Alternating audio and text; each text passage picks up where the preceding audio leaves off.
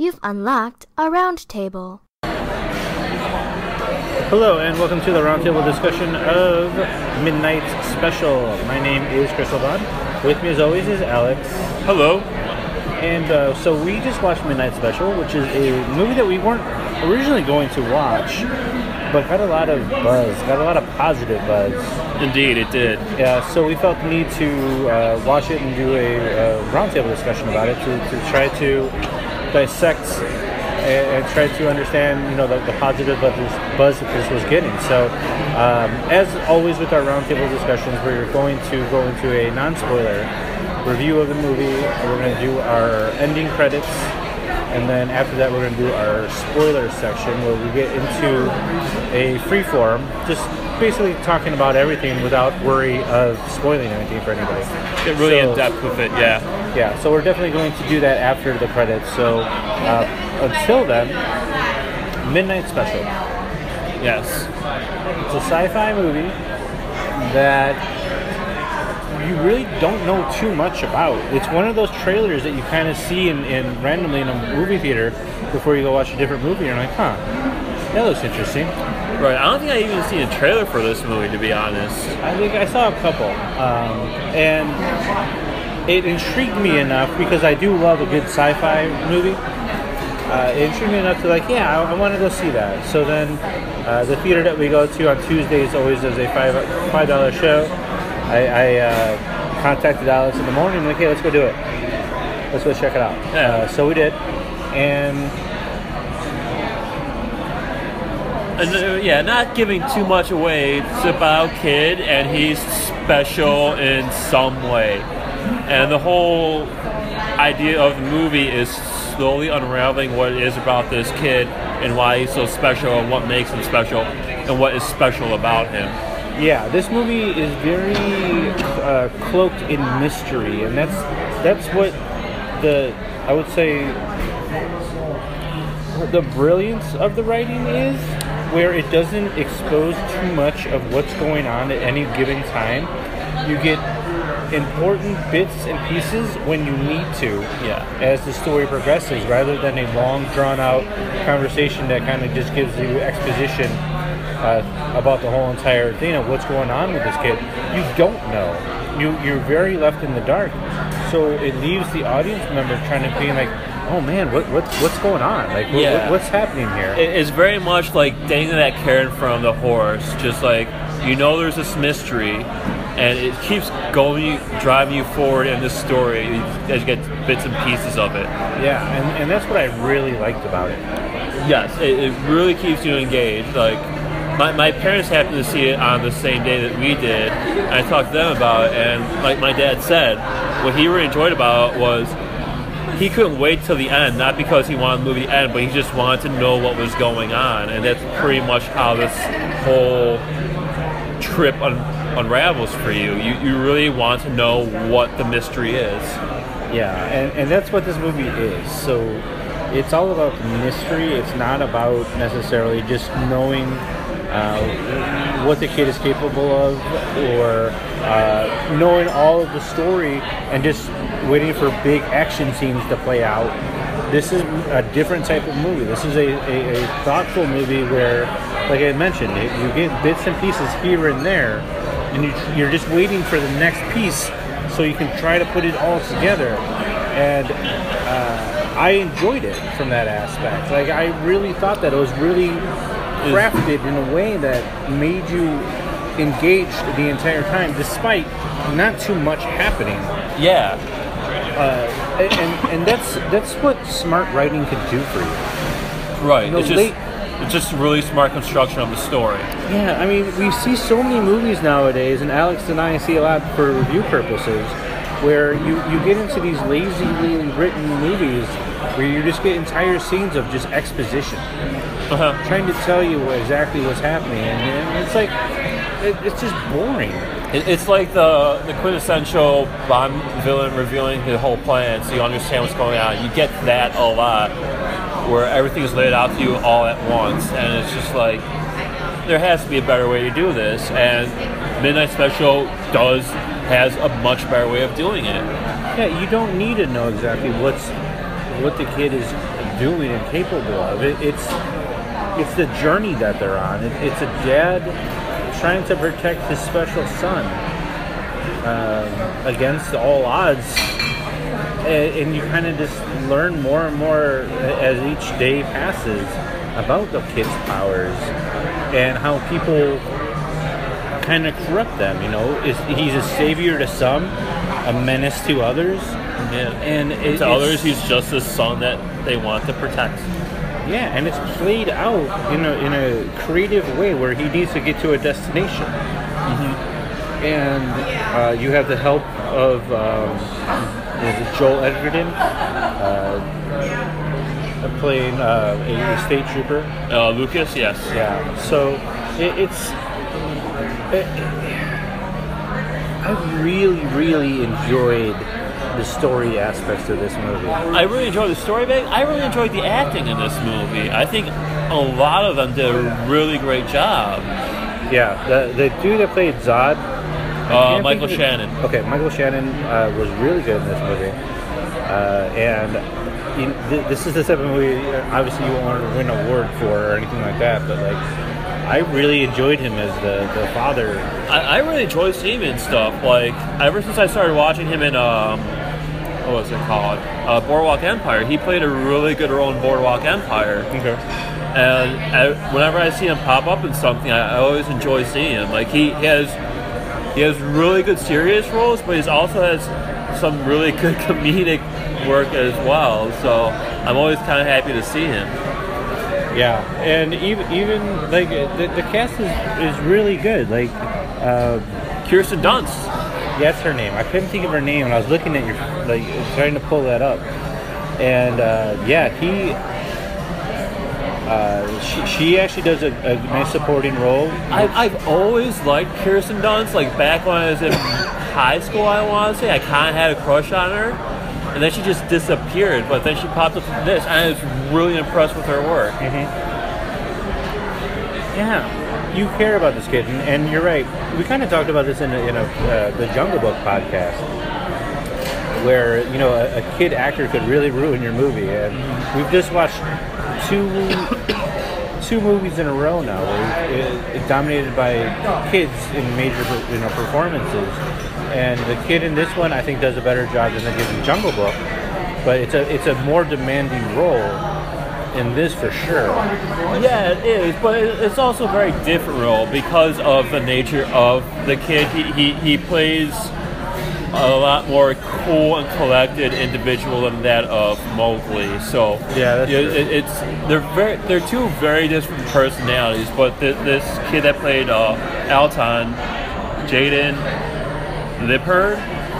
Liber, I don't know. He did a good job. Yeah, he was really good and believable, and some of the moments that he had with his father were very, very touching. Oh, totally. like that was awesome. I really enjoyed that. So I don't want to go into the story too much because the best part about this movie is not knowing anything about it. Exactly, and like. Even in this, I feel like we've said a little bit too much.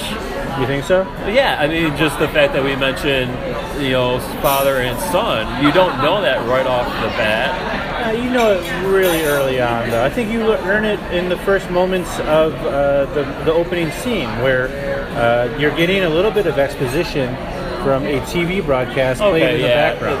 Fair enough, yeah. And it's subtle things like that. It's not talking at the audience. It's just a sound clip. It's the environment around. Right, and that's the strongness of this movie. Like I said, I kind of don't want to go into the story because I want you to experience this for yourselves. Yeah, we're doing great. Thank you. Thank you.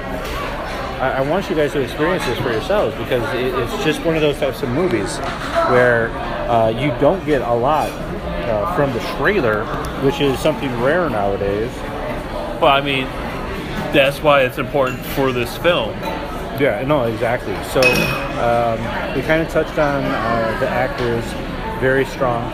Yeah. You know, Andrew Driver also did a really good job, I think. Andrew Driver, we kind of touched about this off the podcast. Unfortunately, will now forever be known as Matt, the radar technician from the SNL skit. Yeah, like if you don't remember the name, it's Kylo Ren from the latest Star Wars movie.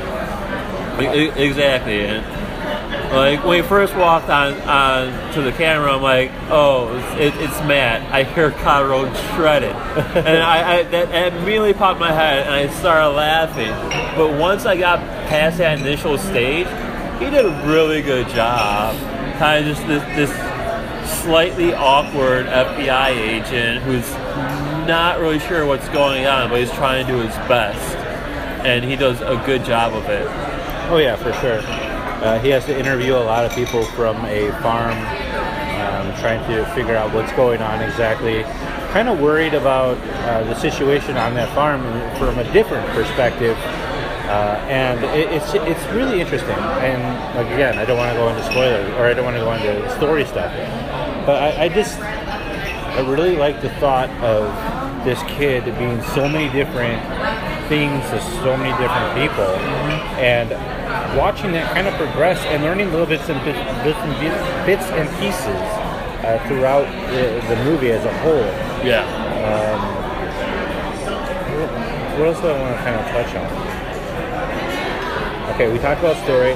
I think there are some, like, in terms of cinematography, there are some fantastic shots. There are some great shots. Yeah. In this movie, and a lot of it is done really well. Mm-hmm. I felt some of the night scenes were a little too dark. Yes. It was hard to see.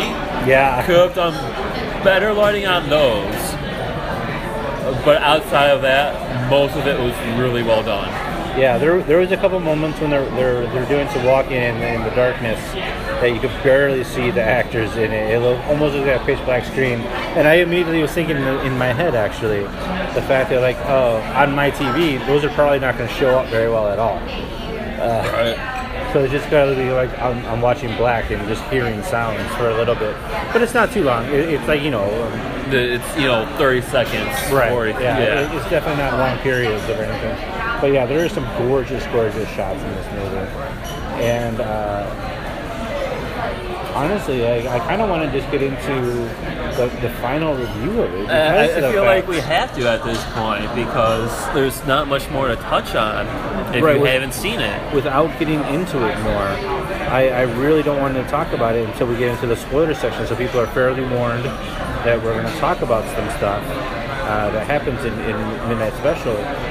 Because I want you to go into this movie not knowing anything about it. Like, realistically, that's the best way to see this movie. Watching the trailer can spark your interest, kind of like it did for me. It's definitely not one of those trailers where it's 2 minutes and 30 seconds long, where it gives you the whole entire plot line. It's not that. It's very, like, 30-second clip. This is some interesting sci-fi thing that might be happening. Boom. Yeah. That's it. That's great. So, for me, final thought of it, honestly, I really enjoyed it. So did I. I enjoyed it quite a bit. I didn't expect much, and I enjoyed it because of not knowing anything about it. I didn't expect a type of action movie where it's like a crazy sci-fi action movie, because you think sci-fi, you might, in your head, go into like a space sci-fi type of thing, which this is not the case. This is far from that. It's more of a methodical, well-paced, giving you bits and pieces as the story progresses, thriller type of thing. And that's what this movie is. So if you're going into this movie thinking it's an action movie, you are not going to like this movie. Oh, yeah, it's definitely not that. The pacing is very different. It has such an even pace to it throughout, but in a good way. Yeah, so I definitely warn you and try to deter you from thinking that this is going to be that type of movie. This is more of a slow burn type of thing. Very thought-provoking. But yeah, if you go into it thinking that, I think that you're in for a good time. Totally, I agree. Yeah. So let's see. That being said, I like I said, I really like this movie, and so why don't we give our final says here?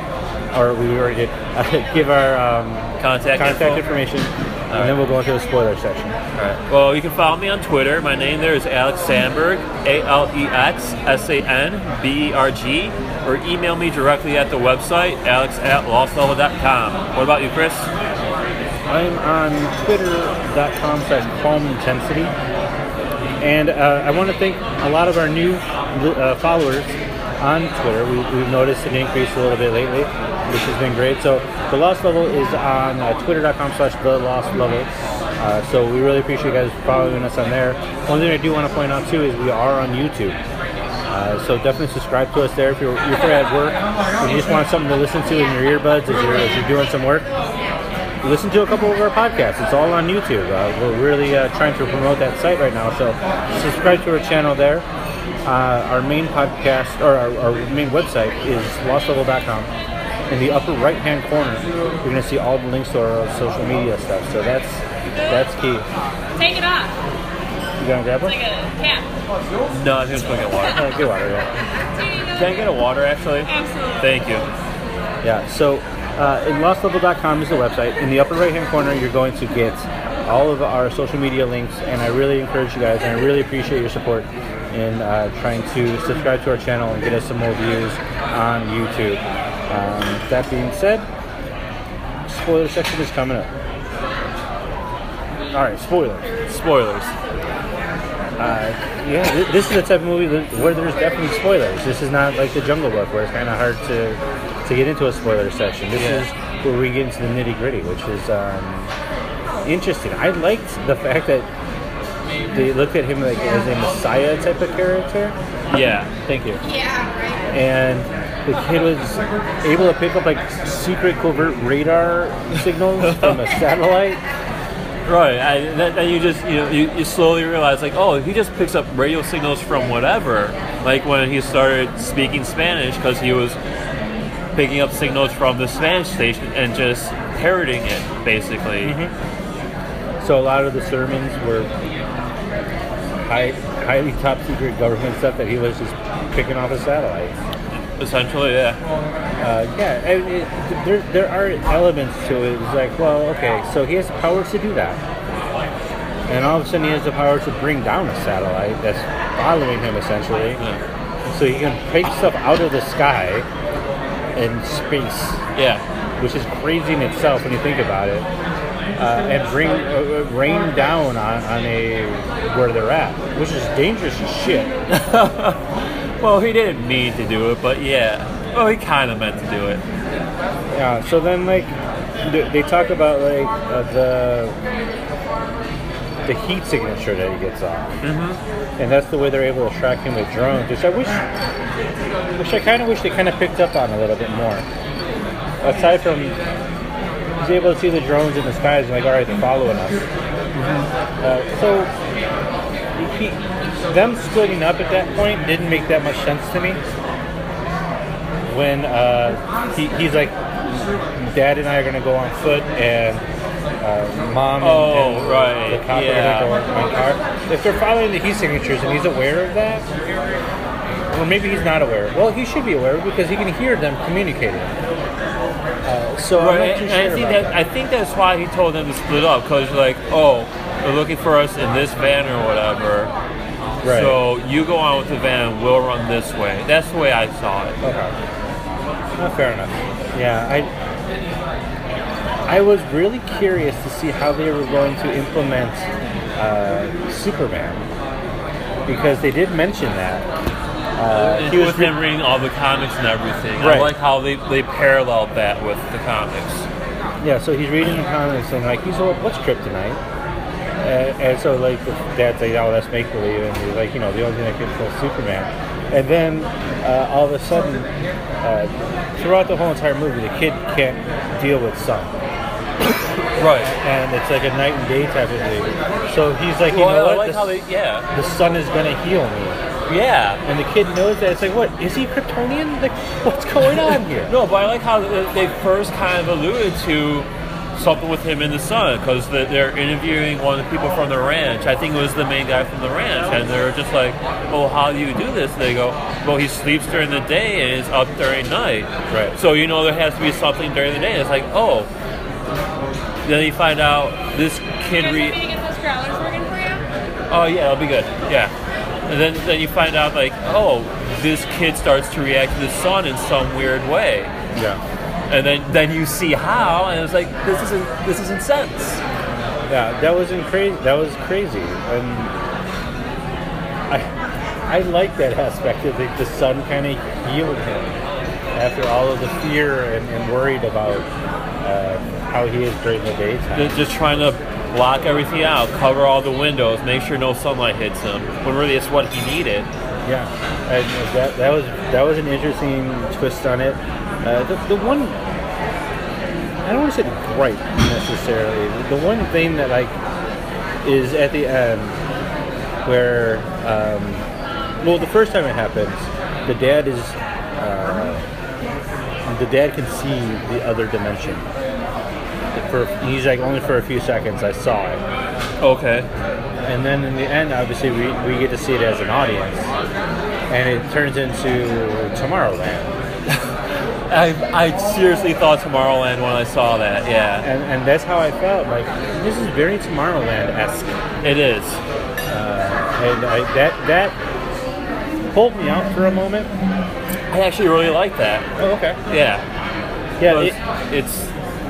It's the reveal, because you the whole time you're wondering what's with this kid, and you find out, oh, there's another world within our world that we can't see, and this kid's energy, this kid's ability, and it's been established that he makes people see stuff with that one guy that helped him out in the house, and with other people.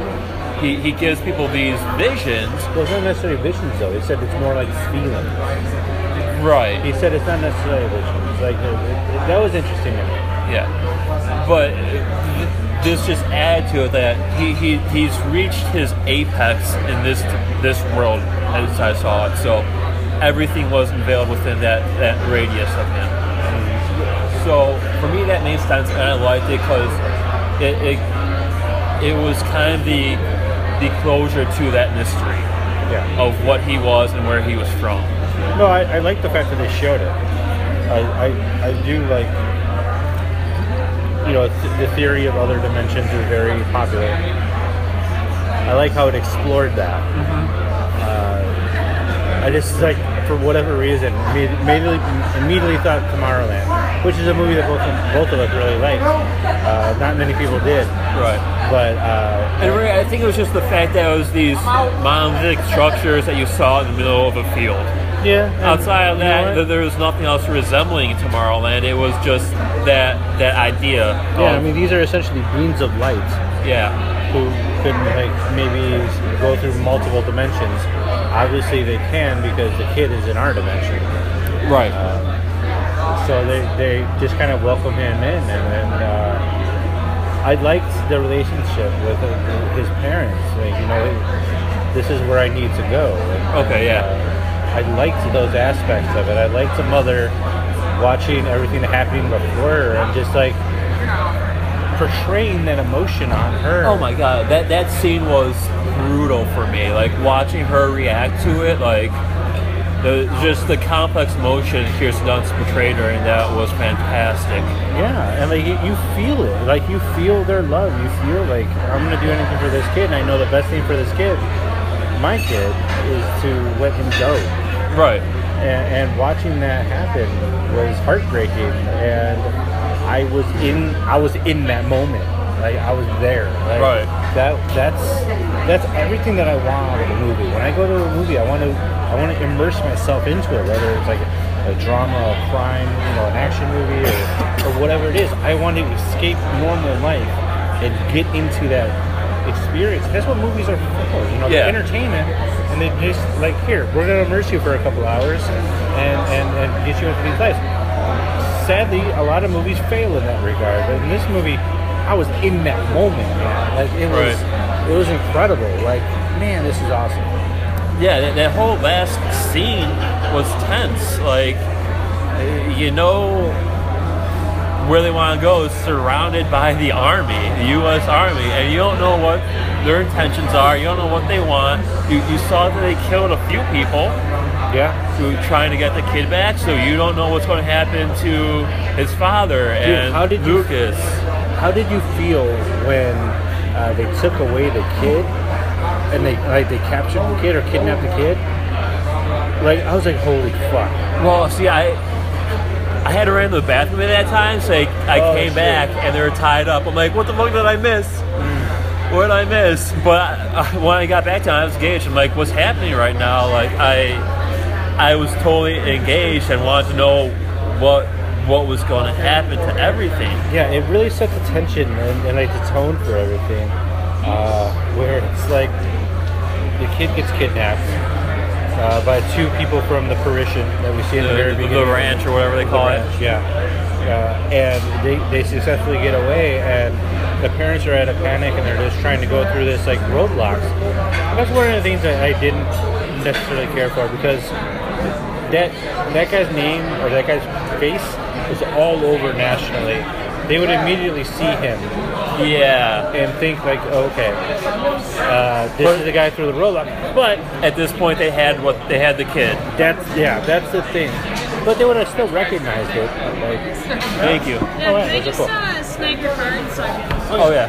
cancel these out? We need to get our beers for the month as well. This is the beer. Okay.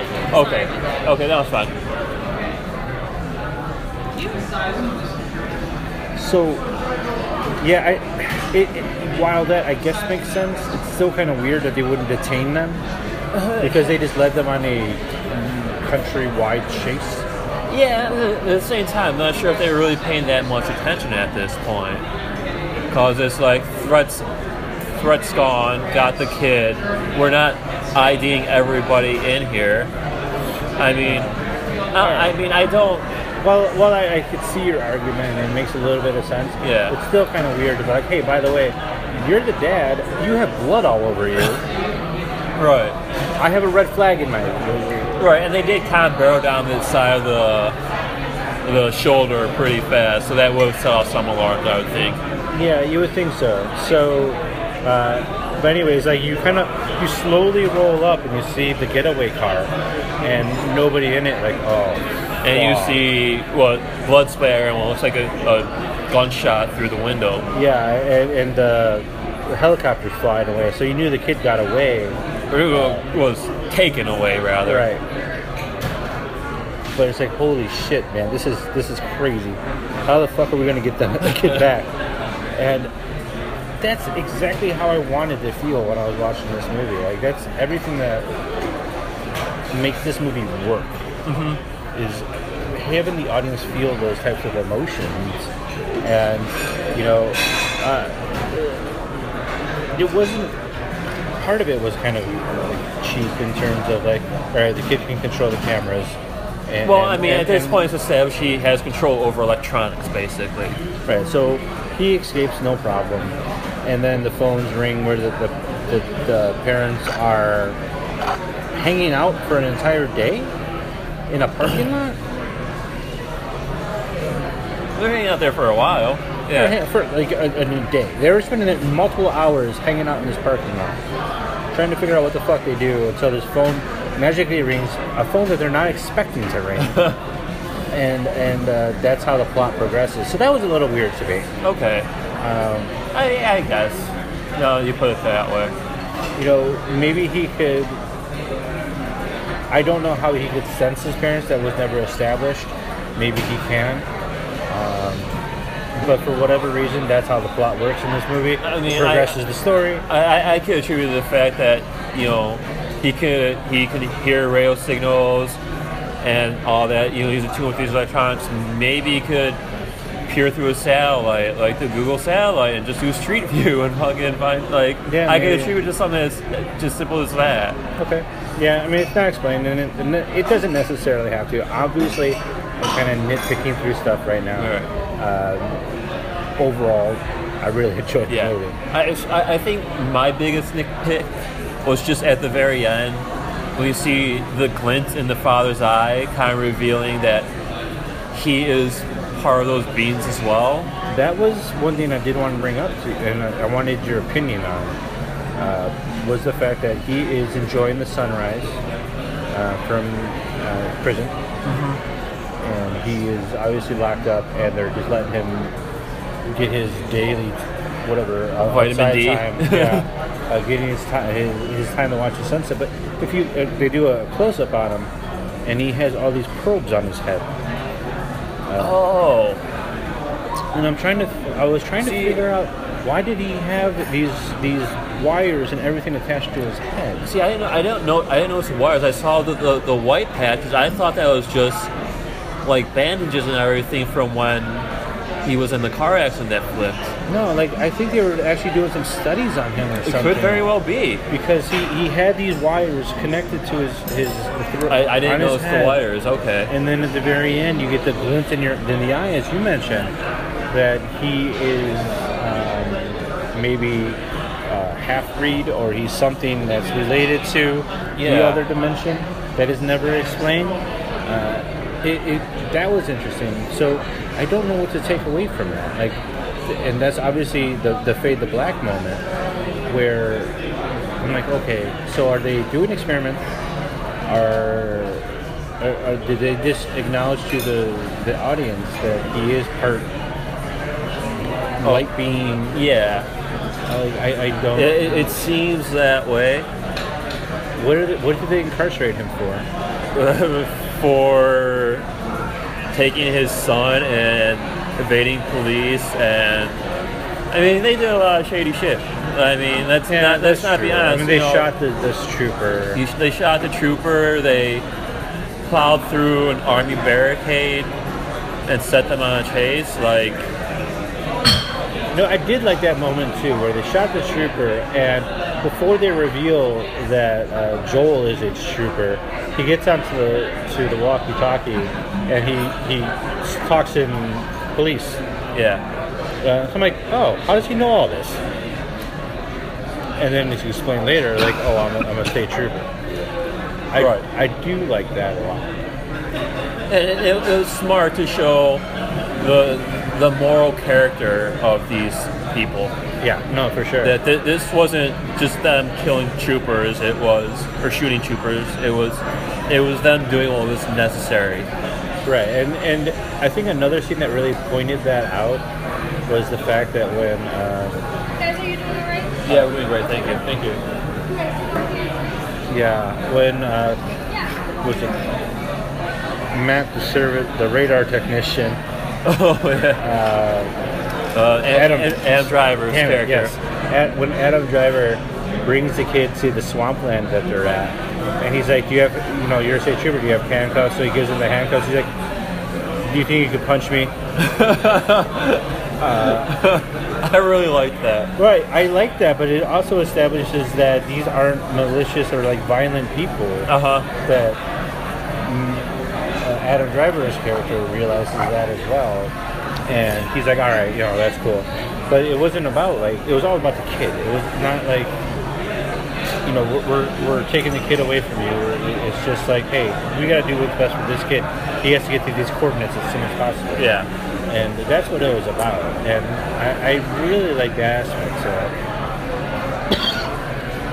it. The other part of it that didn't kind of make sense to me overall was the fact that he had to get to those certain coordinates. Because as the explosion happens and the bubble expands, it looks like it covers a very large area.